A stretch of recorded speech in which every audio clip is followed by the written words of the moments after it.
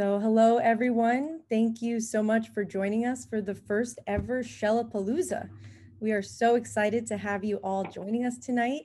I'd like to just start off by wishing everyone a happy National Oyster Day. I hope you will be able to get out tonight or sometime this weekend and enjoy some fresh oysters from any one of our incredible restaurant partners. My name is Arielle Santos, and I will be your moderator for today's webinar. I am the Policy Program Coordinator for Seatuck Environmental Association. For those of you who are unfamiliar with Seatuck, we are a 501c3 nonprofit organization that works to protect Long Island wildlife and the environment that they need. So one collaborative project that Seatuck manages, which is sort of the highlight of today's webinar and the week's festivities, is the Half Shells for Habitat program.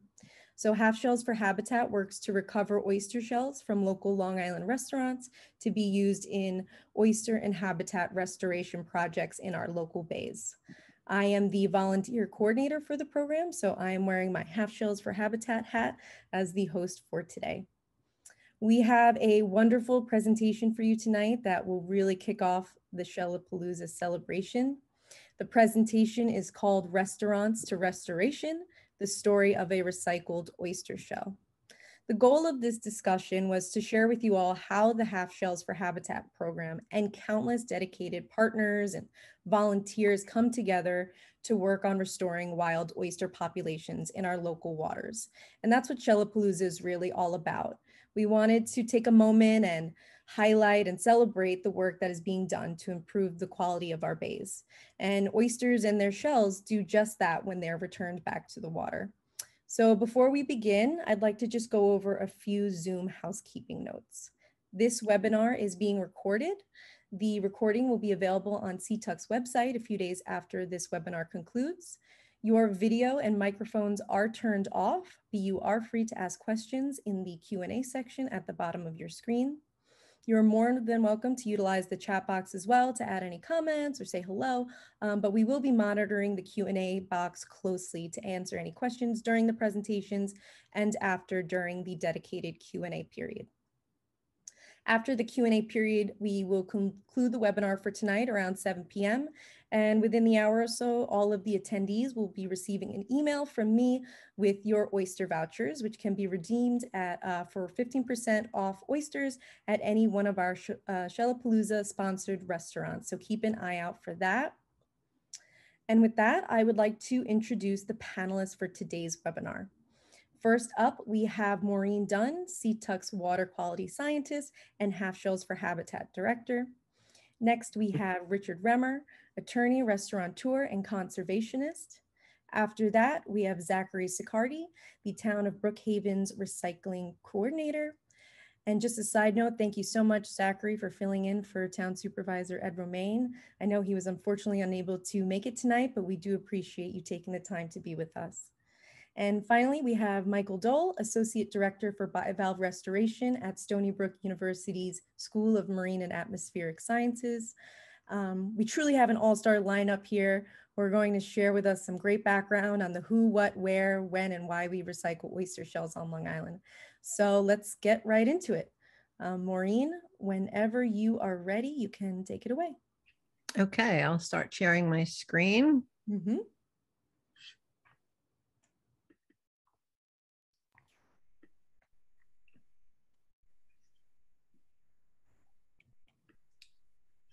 One moment.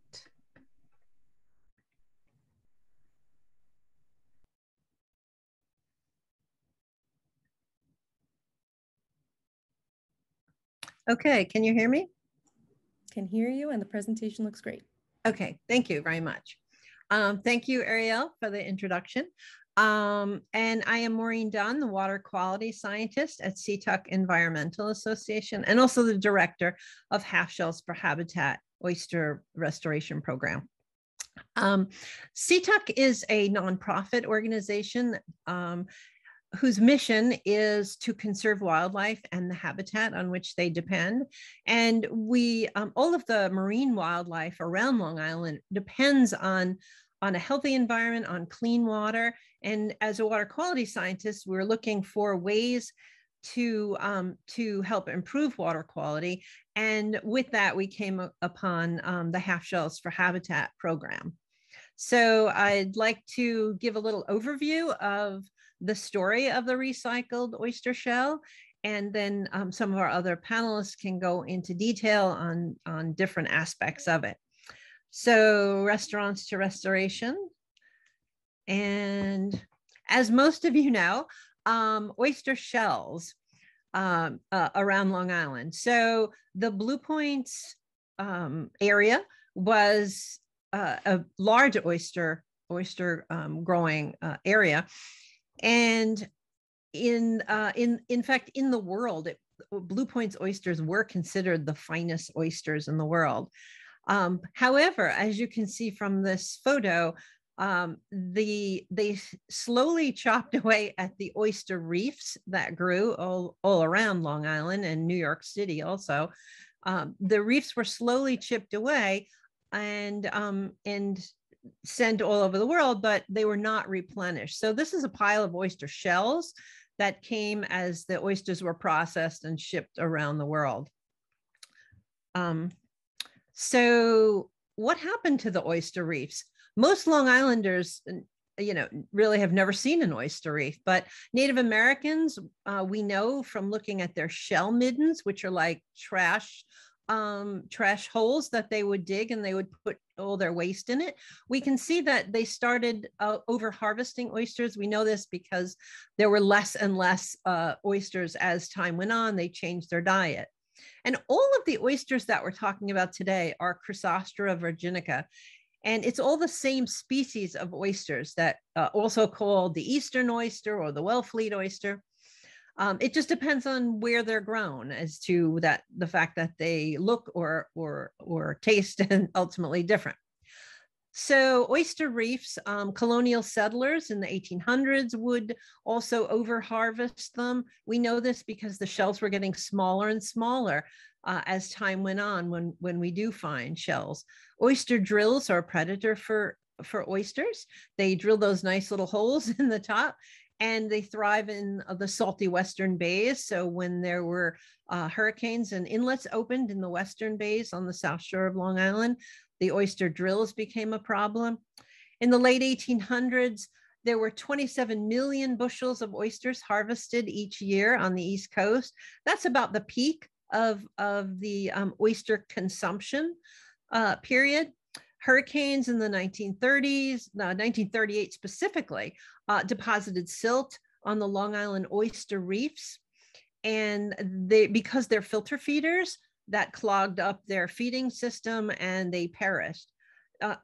For right now, things that we're dealing with are oyster to oyster diseases. So if a restaurant, if there's a oyster that comes into the waters, waters from a different area, they could carry disease. So MSX and dermo are two diseases that have most growers have been battling. They still persist, but many oysters are resistant to these two oyster diseases. This does not affect people. It's an oyster to oyster disease. And this becomes important later on. By the end of the 1900s, oyster reefs around Long Island had declined by 99%. So they're pretty much gone by this point. So why do oysters form shell reefs? If you look on the lower left side, you can see two adult oysters, assuming a male and a female, although they switch back and forth, which is really interesting. They produce eggs and sperm. They're called broadcast spawners. They produce a fertilized egg and a free-swimming larvae as you go around this cycle. These free-swimming larvae, they look around for a place to settle, and if they settle on a nice oyster shell of an oyster that has already perished, they do very well. If they land in sand or mud or on some vegetation, then they do not do well. So an oyster likes to grow on top of another oyster, and that's why they make these massive reefs where all the oysters are kind of stuck together. So it takes about 2 years then for an oyster to mature. So this is why oysters form reefs to begin with. And you're probably thinking right now, oysters, there's oysters everywhere. I don't know what you're saying. But what I'm talking about are wild oysters. So on the right-hand side of this slide, you can see the lower right is a piece of an oyster reef. All the oysters are stuck together. It's a massive reef. And this is a piece that was chopped away. On top of that, you see what's the spat, which are the larval oysters, are called spat when they settle on another on a shell. And those little dots on that shell are tiny oysters that have just settled onto the shell, and they're called spat. And now on the left side, you see a handful of these tiny little oysters, and those are farmed oysters or aquaculture. They grow differently. They start their life in a hatchery, and they're actually tricked into thinking that they're on a large reef. They're given a tiny little piece of shell, and each little swimming larvae lands on that tiny little piece of shell. And then they are put in the cages. You can see below, there's an oyster cage. They're grown on the surface or on the bottom. And that's an aquaculture. Now, aquaculture and wild oysters can work together, and that's part of this process, but they are different. So we're looking, and especially Seatuck, concerned about a wildlife. We want wild oysters to be out in the environment. So why do we want wild oysters? They serve many ecosystem benefits. They filter water. All oysters, both aquaculture, farmed and wild, filter water. They clear the water from algae and particles that are in it. That's how they feed. And that helps with plants that grow on the bottom, which are a very healthy sign of a healthy environment. Those plants are eelgrass, which serves many purposes. Oyster shells, then when they're put out, they will provide, and oyster reefs, living reefs, will provide habitat for other organisms. Ultimately, in aquaculture, raised oysters can improve water quality. So there are many benefits we get. And one thing that I really think is important and has not gotten a lot of recognition is oyster shells themselves are made of calcium carbonate, and calcium carbonate is the same material that Tums or antacids are made of. And so they work just the same way as an antacid in the ocean. And because there's a lot of carbon dioxide in the ocean and in the atmosphere, and more all the time, that carbon dioxide goes into the water. Excuse me. That carbon dioxide dissolves into the water, and then it turns the water acidic. So these shells help to balance the pH of the water. Excuse me. So this is why we began Half Shells for Habitat. Half Shells for Habitat. You can visit us at halfshellsforhabitat.org. We're a founding member, along with the Billion Oyster Project and Pew Charitable and a number of other organizations. We're a founding member of the New York Alliance of Shell Collectors. And on the right here, you can see the process of how we go about collecting these shells and bringing them back out into the bay waters. So this is a stepwise process. And the first step is collecting shells from restaurants. So this is where aquaculture starts growing oysters individually, brings them to a restaurant. And then after people eat them, we collect those waste shells. They would otherwise go in the trash. And we collect them weekly from participating restaurants in these barrels that you see here in the center of the screen. On the left, you can see a little sticker to identify a restaurant as participating in Half Shells for Habitat. That's Catch Oyster Bar, which is one of our biggest producers of oyster shells in Patchogue. And the next step is bringing the shells to the curing facility.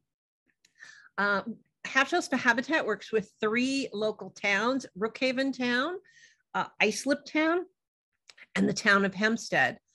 You can see on the bottom here, this is Jim White, our volunteer, standing in front of one of our piles, or 3 of our piles, that are curing.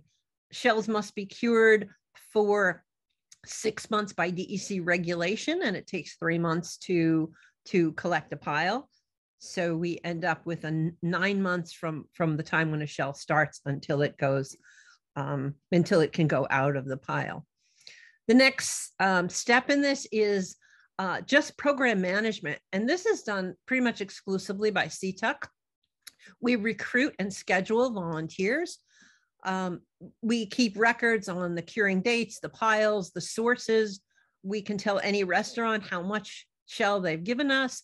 We keep track of supplies, buckets, and all sorts of cleaning equipment. We transport shells to the curing site. We organize and arrange for shell distribution to habitat restoration projects. We produce newsletters for our volunteers and publicity such as this. Trouble. And the last step here is step 4 is getting the shells back into the water. So Seatuck provides the shells to a number of different organizations around Long Island that will then use those shells in oyster reef restoration projects. And I'd like to highlight some of the groups that work with us. And CORE, the Community Oyster Restoration Effort, is a partnership of ours, and they work in the town of Hempstead in Hempstead Bay. And the Cornell Cooperative Extension Marine Program, Shinnecock Bay Restoration Program that you'll hear a little bit more about later. The Great South Bay Oyster Project, that's a new oyster project that just started, and the Moriches Bay Project. So all of these organizations work together, we all cooperate and provide shells. We provide shells to these programs and get oyster reefs back in our Long Island waters. For more information, I would like to say, so oysters filter the water. I had said that these are two fish tanks, one that has oysters on the right and on the left, one that doesn't have oysters. They started looking exactly like the one on the left. And within about 3 or 4 hours, those oysters filtered that water to clear. So it's pretty dramatic, the amount of filtering that oysters can do. So they can definitely improve water clarity quite a bit.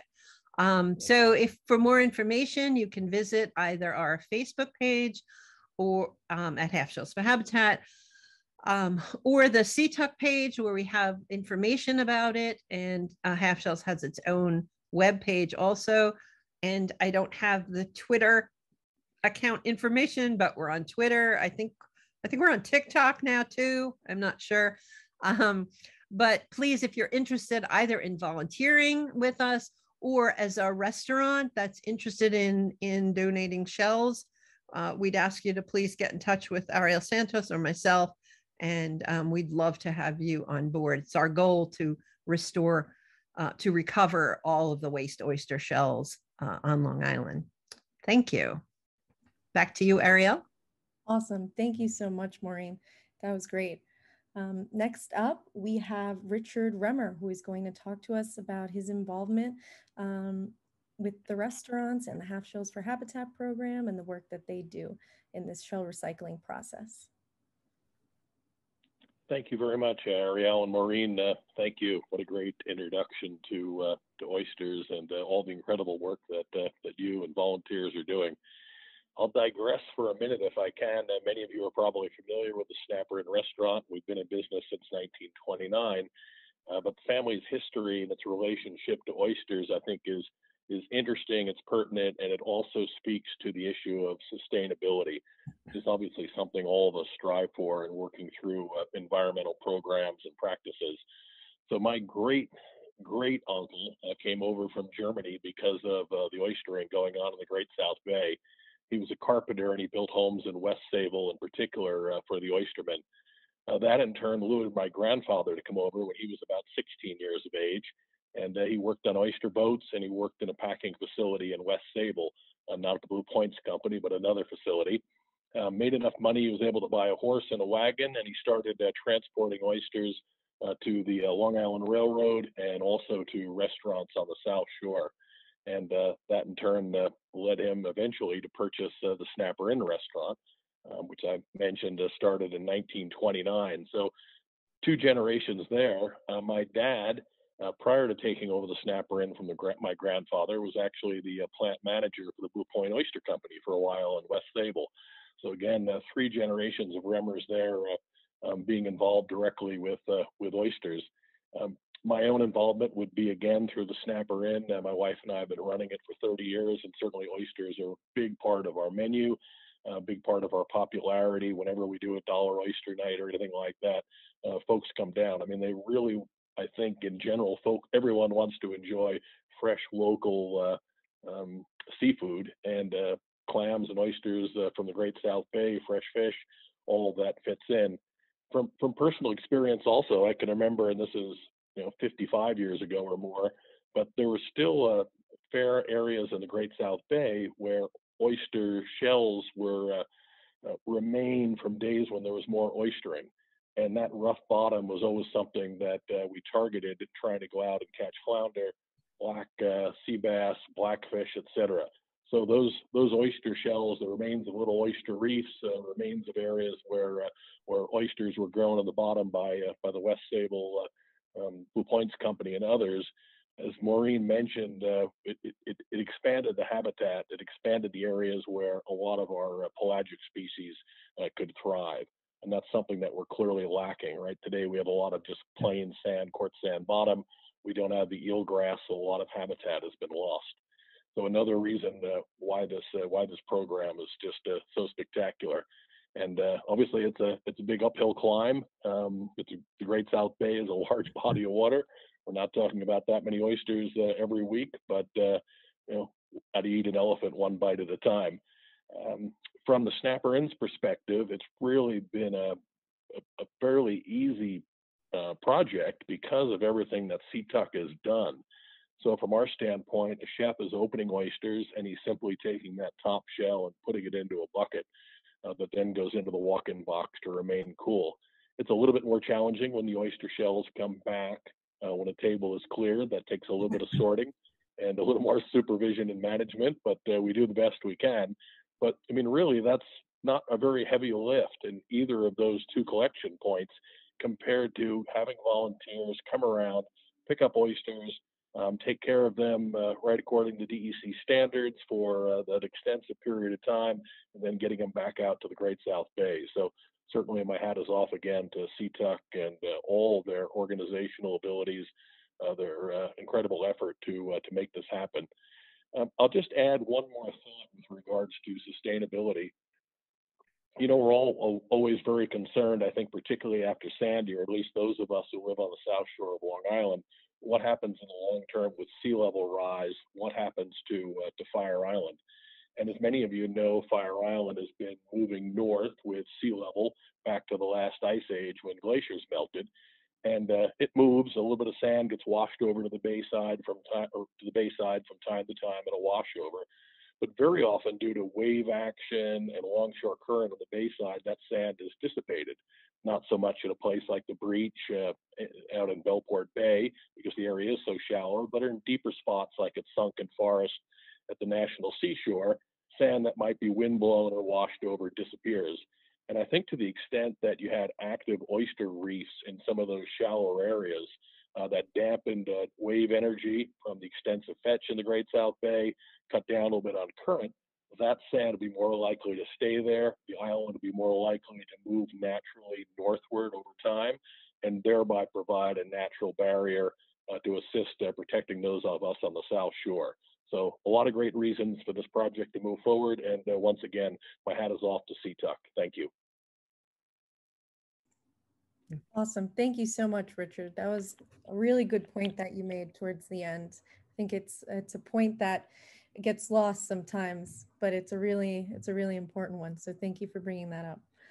Next up, we have Zachary Sicardi, and he is from the town of Brookhaven. So whenever you're ready, Zachary, please take it away. Yeah, sure thing. Let me just share my screen here. All right, we are going to do this from the beginning. How's that look? I do not see your screen. not see my screen. What? Let's see. We tested this before, right? We did.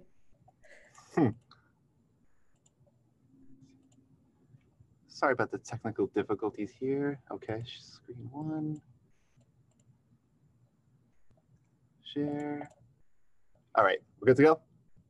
Okay, great. Display. Okay, perfect. All right, so thanks, Arielle, for the introduction. Thanks to everyone at Seatuck for having me and having the town on to talk at Shellapaloosa tonight. I, of course, am not Ed Romaine. The supervisor was not able to make it tonight, which he regrets. But I am the town's recycling coordination aide.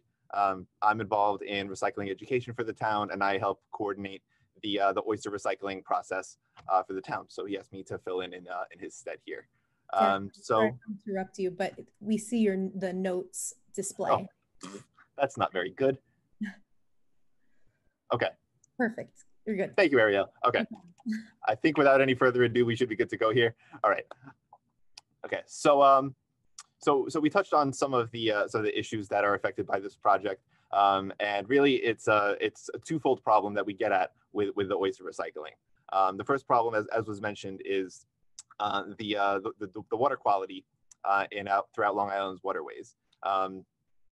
Many problems there, not the least of which is the nitrogen loading, which leads to the harmful algal blooms, which actually take away the eelgrass that is so important to protecting Long Island. The second problem, which is one that I think about every single day, is the large amount of waste that's generated throughout Long Island.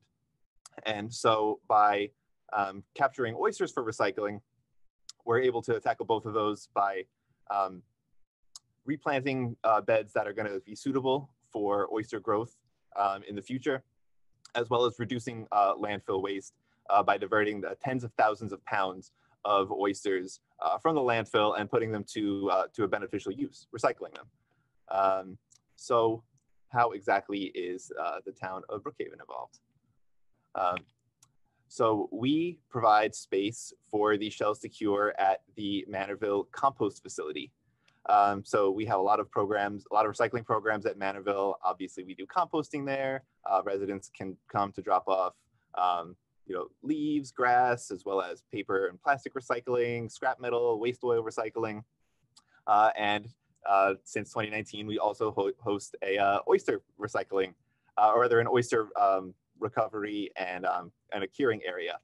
So we have 4 beds that are made for, that are an area set aside for the oysters to cure at. As Maureen mentioned, it takes 3 months for us to accumulate a full pile.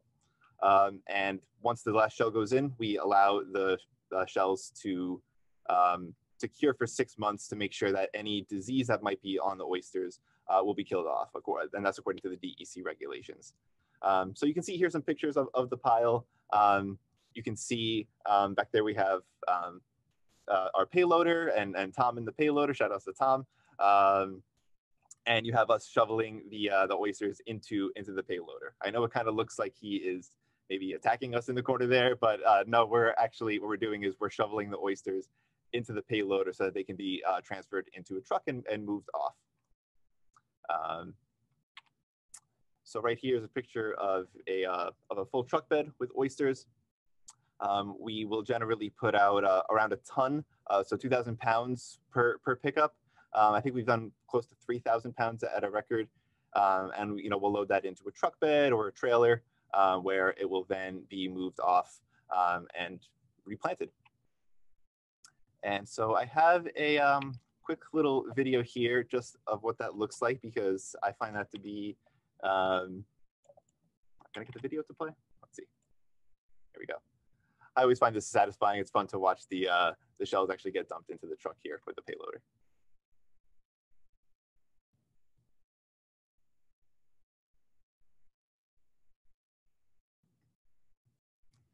Huzzah!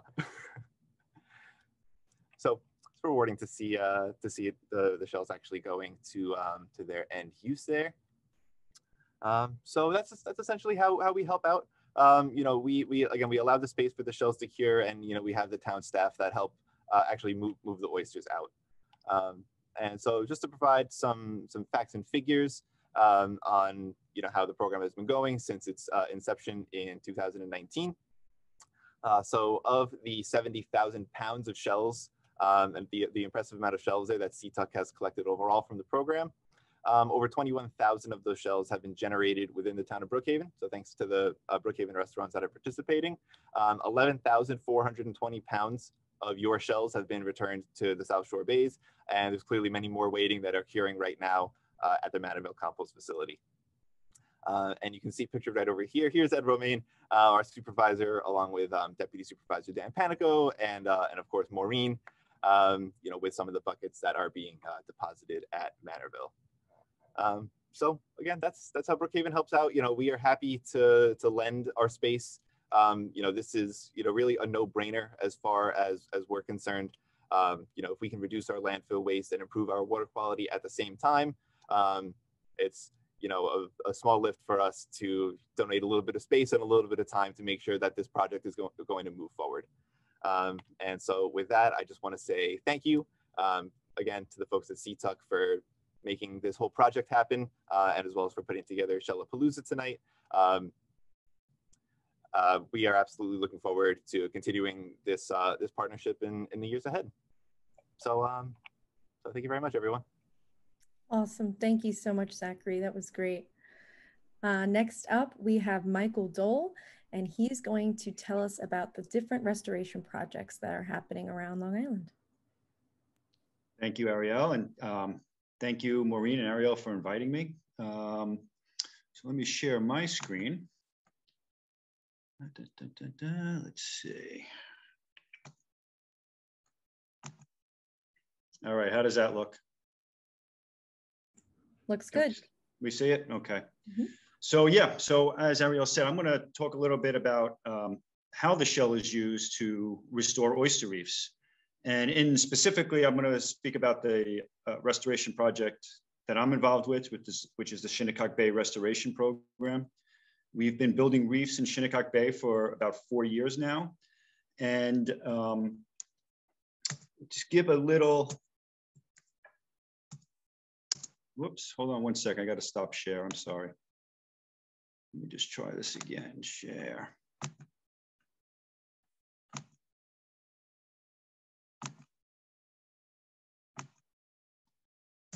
Okay.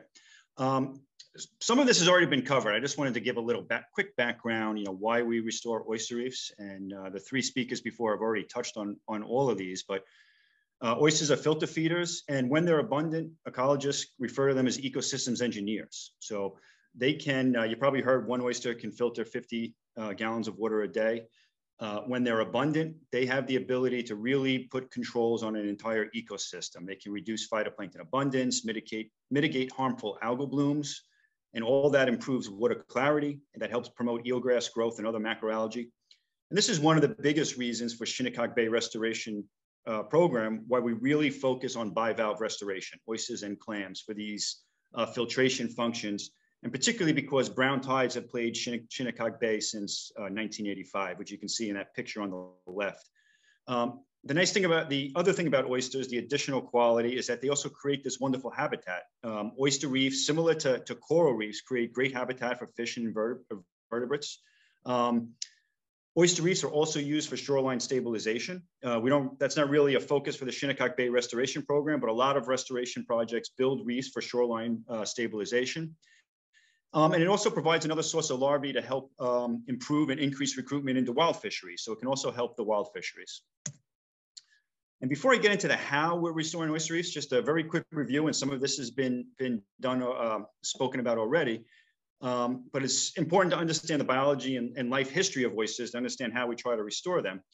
But they, looking at the life history, they are what we call broadcast spawners. So you can see in the video up on the right, that's an oyster in the lab spawning.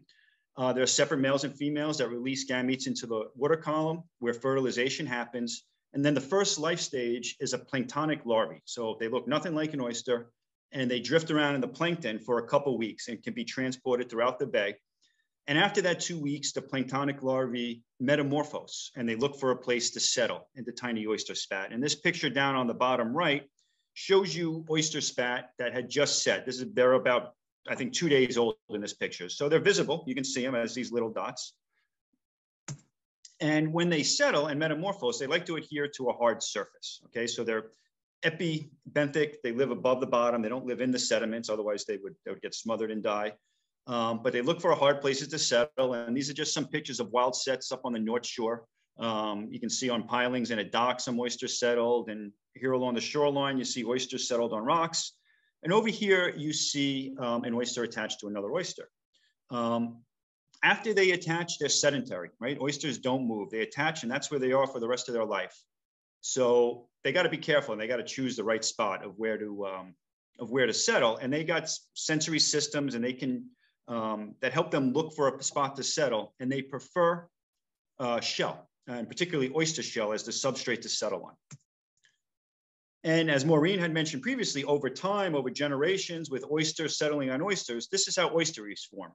And these are all pictures from down south. Some of the southern reefs, they can be intertidal, they can also be subtidal.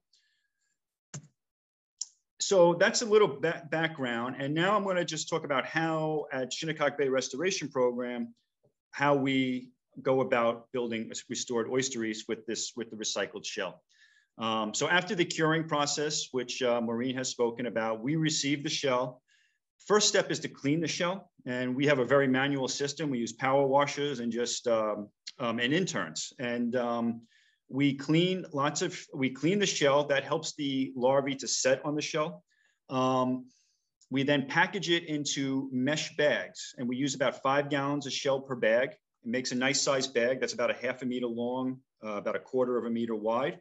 And then we take these bags, we put them in 500-gallon tanks, fill them with filtered seawater, and then we add the oyster larvae right when they're ready to set. So they're about 2 weeks old, and this is oyster larvae produced in a hatchery.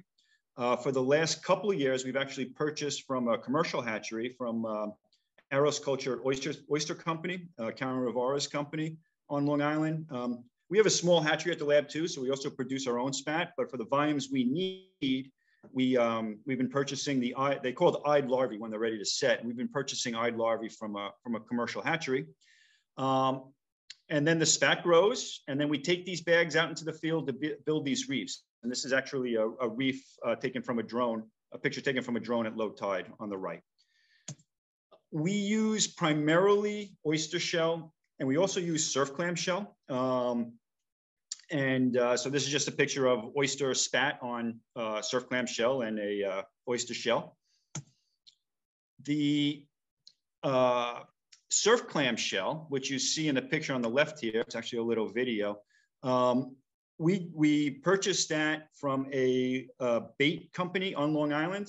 And so this is, they own the boat, they collect the surf clam shells, shuck them, and then we buy the shells, and we get, as you can see, we get a lot of shell. And over on the right, you've seen these pictures already. This is picking up oyster shell from Seatuck. And I mean, Seatuck has been, and from Half Shells for Habitat, which has just been a great program and has really supported our restoration efforts tremendously, particularly this last year. We had a very high demand for shell, which I'll talk about, and Maureen and Half Shells for Habitat came through in a pinch for us to really help us out this year. So very much appreciated. In addition to building shell bags, we also, when we build our reefs, the first step is we create a shell base on the bottom. So we're also using a lot of shell to cover the bottom with shell. The reason is so that the shell bags and the oyster spat on shell do not sink into the sediments. If they do, they'll be smothered and die. So we try to keep them elevated above the sediments as best we can. And part of doing that is putting down a base of shell. And that base of shell also provides substrate for future recruitment from oysters.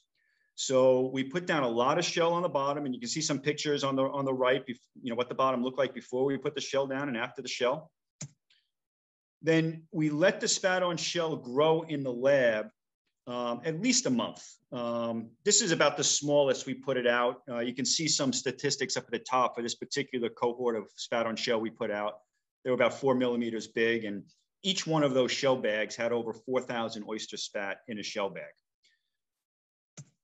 We then take the shell bags out to the field. We have, again, a team at Stony Brook University, the School of Marine and Atmospheric Sciences. And a lot of these are, I just want to mention there's a bunch of different principal investigators involved in this project. Dr. Chris Gobler, Dr. Ellen Pinkich, and Dr. Brad Peterson are the three of the head PIs to this project. And pictured here is myself and also a lot of students from Chris Gobler's lab.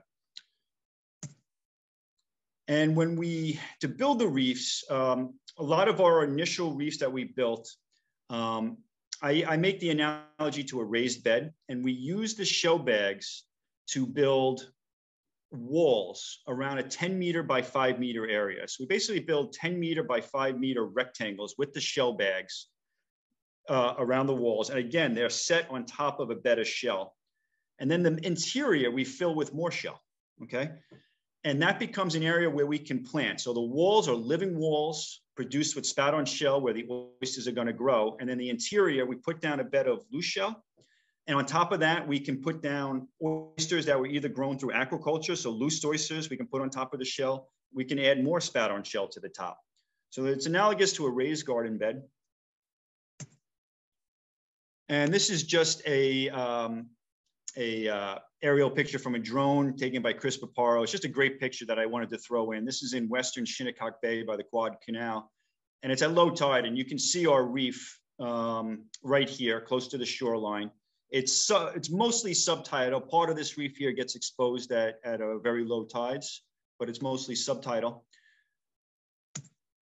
And I also wanted to mention the SOAR program, if you haven't heard about it, supporting oyster aquaculture and restoration. And this was a program initiated by the Nature Conservancy and Pew Charitable Trust to support COVID-impacted oyster farmers in 7 states along the East Coast. And in this program, they're purchasing oysters that the oyster farmers were not able to sell because all the restaurants were closed. They're buying these surplus oysters, and then they're giving them to nearby restoration projects to be outplanted. And Shinnecock Bay Restoration Project was one of these restoration projects in New York. We've planted, well, this is an older slide. I said 200,000. We planted more than 200,000 oysters for the SOAR program. And a lot of them are planted on a bed of shell that we put around our reefs. And after building the reef, probably the most important thing, essential, is monitoring. Okay, we don't just go build the reefs and hope it works. We carefully monitor them over time, over years, and then from that we can measure success. We can adapt our restoration efforts, see what works, what doesn't work, and we also collect valuable scientific information. Okay, that we will then publish and share with the scientific community for future restoration projects.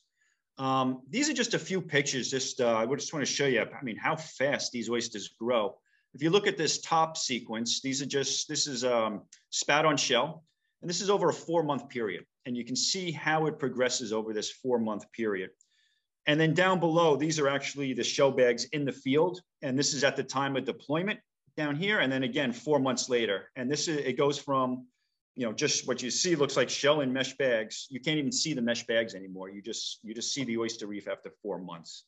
It's really quite amazing. And here we're monitoring oyster growth. We monitor survivorship.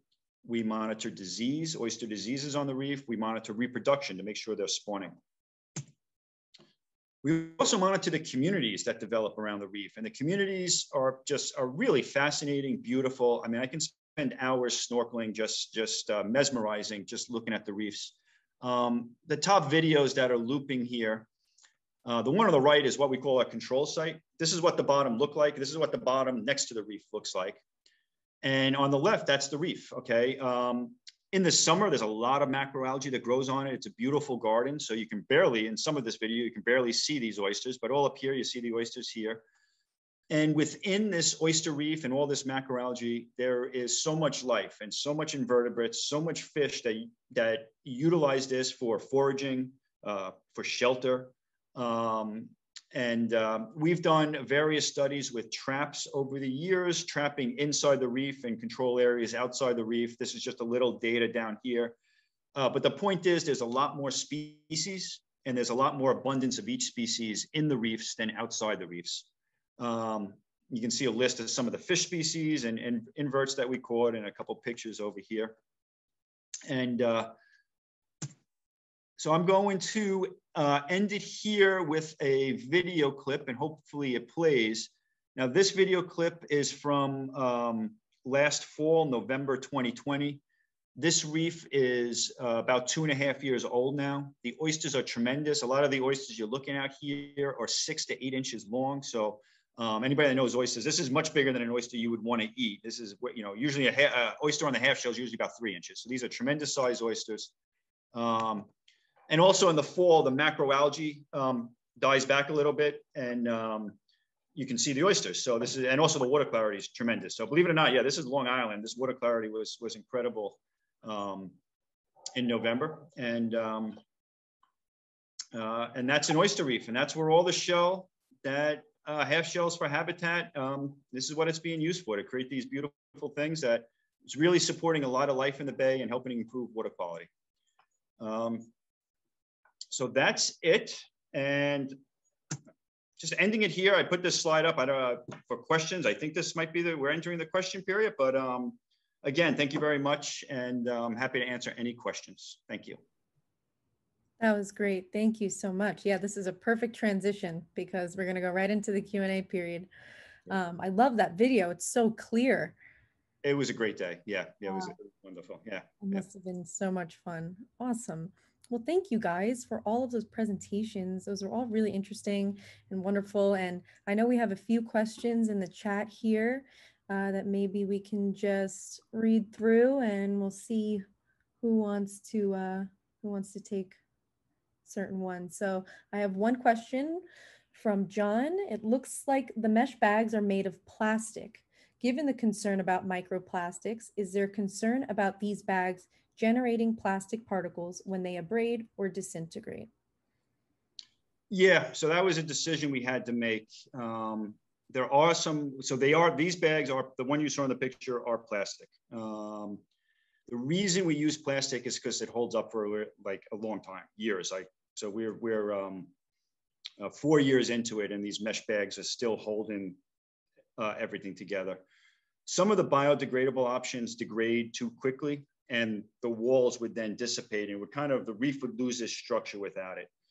We minimize the use of plastic, so the shell bags that we create are really, as you saw in the pictures, are just creating the walls around the reef. We don't create the entire reef with shell bags. It's really just to create a containment that we can then plant within.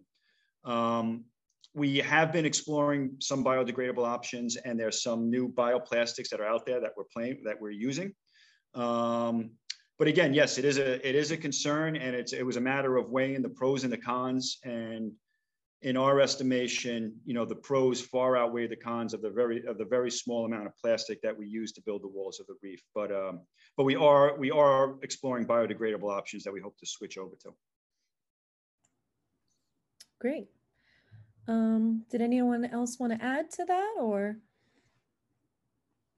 Okay, then we can move on to another question here. Another question from John. What is necessary to make oyster collection and restoration becoming commonplace on Long Island? Involving scores or perhaps hundreds of restaurants? Is it funding, personnel, other? I don't know if you want to take a stab at this, Maureen? Yeah. So what is it that oyster restoration needs? Well, one of the things I really, I think that may be why John is asking this question is New York State every year for the last 3 or 4 years has put forward a bill that provides a tax credit to restaurants that recover oyster shells. And I mean, just recovering oyster shells is a positive environmental step. This bill dies every year, and it's never enacted. And you know, we advocate for it over and over again.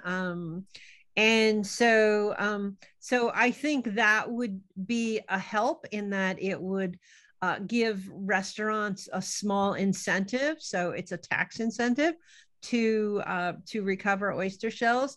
But I think it has to be an effort, starts with the restaurants being able to join in, like so many of them that have joined us already. I think from the start, we've had 27 altogether. So I think the restaurants really need to get on board, and also we need enough volunteers, as we know. We can't bring a restaurant on board until we have a volunteer in the area who's willing to pick up the shells from that restaurant. So right now, that's our limiting factor. I think we need to have enough to supply the restoration projects, and we're just, especially with COVID, we're just barely making that amount. So I think that's what's really needed, but that's a good question. Thanks. Awesome, thank you. I have another question here. How do you determine the areas where these mesh bags are placed? So Mike, do you want to take a stab at that one? Sure. Yeah, a lot of background studies went before we built the reefs there. There was a lot of background work. So first, we put oysters there in cages in an aquaculture style to see how they would do. We surveyed the bottoms. We didn't want bottoms that are too muddy. Okay, so we were looking for a firm bottom. A big consideration is something that's not going to be in anybody's way, right? So you got to think about other stakeholders and other user groups. So we wouldn't put it someplace where there was a lot of fishing activity, or if there was a lot of boating activity, or any activities like that. So there was some, so there's some social considerations as well as biological considerations. Those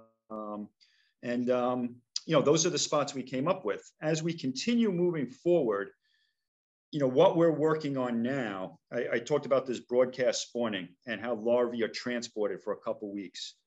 They're not necessarily re-recruited back to the same reef, okay? They can be dispersed throughout the bay. And a big thing we're doing now is tracking larval populations, okay? We use molecular techniques to do that, PCR, collect, frequent water sampling, and we identify the larvae using these molecular techniques and tracking these larval populations to find out where they go.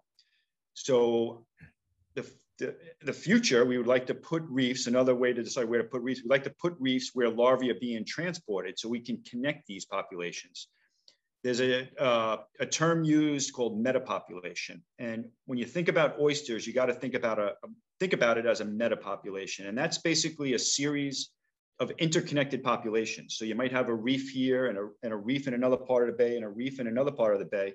And they're seemingly separate populations. They could be miles apart, but they're connected through larval transport. So as we go and look for places to put the next reef, we're trying to create that metapopulation within Shinnecock Bay. And then, then through time, the whole South Shore Estuary is an interconnected system. Shinnecock Bay goes through Quantuck into Moriches Bay. Larvae that are being produced in the town of Southampton are going into the town of Brookhaven, and larvae that are being produced in the town of Brookhaven. So the larvae don't have any political boundaries, and there's larval transport from Islip to Brookhaven to Southampton. And we really, in restoration, we really got to think of it that way and think of this metapopulation and building a series of interconnected reefs throughout the South Shore Estuary. Great. That was perfect. Awesome. Let's see if we have any other questions here. How do you prevent or discourage poaching of the oyster reefs? I don't know who wants to take that. I'll take that for Shinnecock Bay. And I think this is true in others. At the very beginning of the Shinnecock Bay Restoration Program, first obviously needed approval from the town trustees, okay, and explain what we were trying to do, and the town trustees were on board. But then we also needed buy-in from the Baymen's Association. And so we've also set up hard clam sanctuaries throughout Shinnecock Bay, which, don't have time to get into here, but let me just say it's had tremendous results. Hard clam fishery in Shinnecock Bay is up over 1,000% since 2012 when we started the hard clam sanctuaries. That's happening no place else on Long Island. But So there was buy-in from Bayman and buy-in from the town trustees. With that buy-in, there's a level of eyes on the reefs, so people are watching out for the reefs. Again, yeah, you can't stop anybody from going out and poaching the reefs. I mean, that if somebody wants to do it, they can do it. But it's been 4 years, and the community's been behind it. The people that work on the water have been behind it. The town trustees who control the water have been behind it, and it's been great. We've even had stories in our clam sanctuaries. We had a few grad students monitoring there a couple of years ago, and the boat wasn't marked with Stony Brook University, and they're on the reef. And they actually had a couple of baymen come up in boats and ask them what the heck they were doing there, that this is a sanctuary, that they got to get out. So we know that people are watching out. One other thing I want to mention with oyster reefs, when they're growing in these big clusters like this on a reef, they don't have as much market value. And like I said, these are oysters you would not eat on the half shell. So they actually have very little value when they're in that type of, when they're in their natural habitat like that, at least for here, at least for here on Long Island. So yes, it could happen, but fortunately, we've had a lot of his support, and it hasn't. So that's great. I love that story where they were like, "What are you doing here?" That's awesome. I think the permitting process is not trivial too, Mike, right? I'm just getting permits to do this is a chore in itself, and takes all of those kind of things into account, poaching and closed areas and open areas. And these are actually in open areas in Shinnecock Bay. That was part of it. Yeah, the permitting, you're right. These reefs with the Shinnecock Bay Restoration Program, these are the first permitted oyster reefs on Long Island. It took us almost 5 years to get the permits. So Shinnecock Bay Restoration Program is 10 years old, but we only started the oyster reefs about 4 years ago, because it took about 5 years to get the permits. And I'm hoping that has cleared the path to make things easier moving forward for other organizations trying to get permits moving forward. But yeah, it was a process. Yeah. As I like to say, it's easier to get a permit to drill for oil offshore than it is to build an oyster reef. So. Wow, that speaks volumes. Awesome. Well, it is 7:01. Let's see if we have any more questions. I think we have one more question, and this is a really good one to end on. Oh, we have two more questions. Okay, so we'll do this one first, and then we'll end. So is the loss of peconic scallops, does it have commonality with oyster stressors?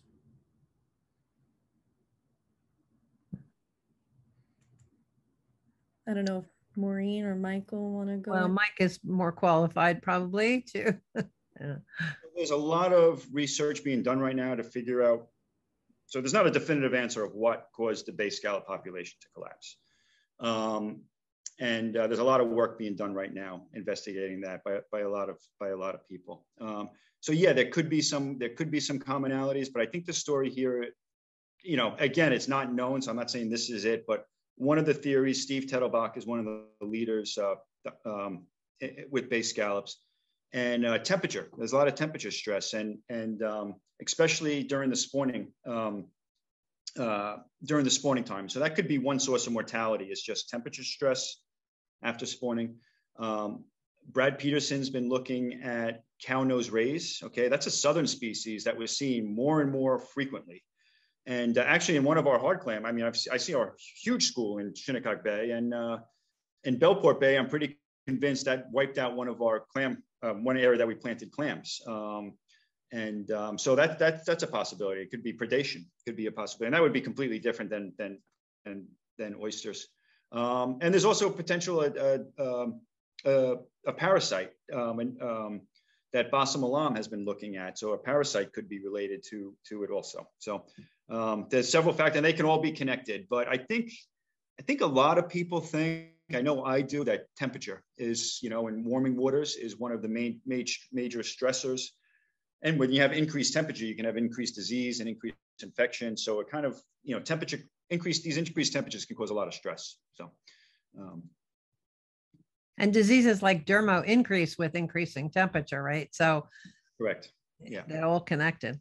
Yep. Yep. Yeah, that makes perfect sense.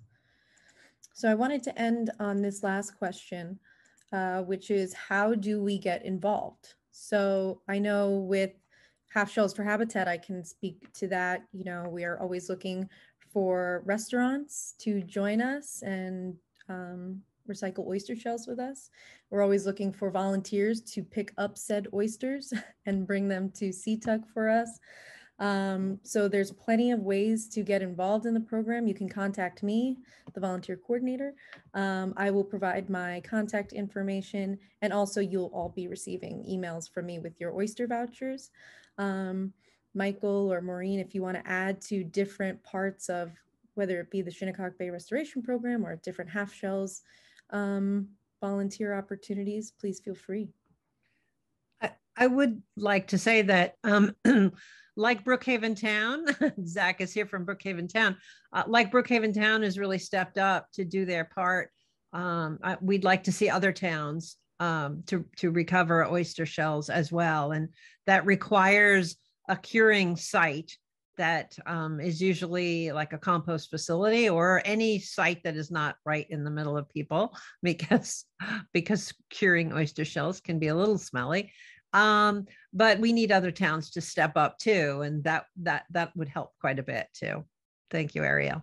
Yeah, and like I mentioned, you know, this is the benefits that the town of Brookhaven receives from cleaner waters and less waste, you know, far outweighs the costs of providing that space and helping out with the with moving the oysters. So if anyone is here from a neighboring town and is interested in doing this, I would highly recommend getting involved. And the folks here at Seatuck are very easy to work with. They're a pleasure. So yeah, I would definitely get involved if you're with the town. And you guys have been with us from the start with this program from the start. Yeah, so we really appreciate it. Yes, thank you. Yeah, and the Shinnecock Bay Restoration Program, volunteers, well, the last 2 years is, or year and a half or whatever, it's been tough to have volunteers. But with a lot of our restoration work, one thing we do is we bring out school groups, so they come out on clam deployments. So if there's any teachers out there, you know, you could reach out and contact, and we can organize there's different school trips, and sometimes they come and help out on the clam deployments. And you know, a lot of our volunteers are student based, so we get you know, for us, a lot of volunteers are students working in marine science, or undergraduate students and stuff like that. And we have had people from the community also volunteering over time, which we haven't, like I said, we haven't had it for the last year and a half, but we do have some volunteer opportunities also helping with the reefs. Awesome. And yeah, I included all of our websites into the chat. So if you'd want to check them out and contact someone on one of those websites, I included my contact information as well. We definitely encourage you to explore different volunteer opportunities around Long Island. Before I wrap things up, does anyone have any kind of last words or things that they want to end on before we do that? All right, sounds good. I do want to thank everyone. Thank you. Everyone waits. I do want to thank everyone. We really appreciate it. Mike and Zach and Richard, we really appreciate Arielle. Of course, we appreciate everything you've done. And eat oysters and start the process going, and go to the Snapper Inn and have your oysters.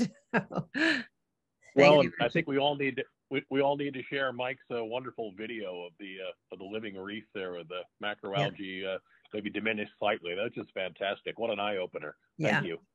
Yeah, love that video. So yeah, awesome. Thank you all. Really, thank you to all the panelists for being here and sharing your time and your knowledge with us.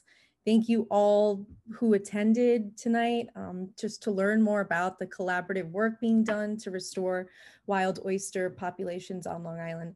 I hope you had as much fun as we did hosting this presentation for you.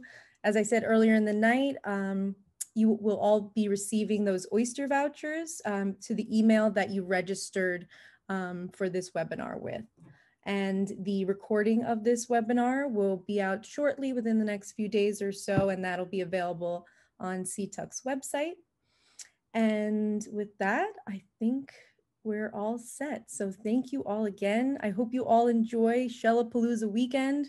Get out, eat some oysters, and have a good night. It will be on News 12 tonight, actually. Yes, All right. it is on News 12, so check it out. Thank you, Arielle. Yes, of course. Have a good night, everyone. Good night. Thank you.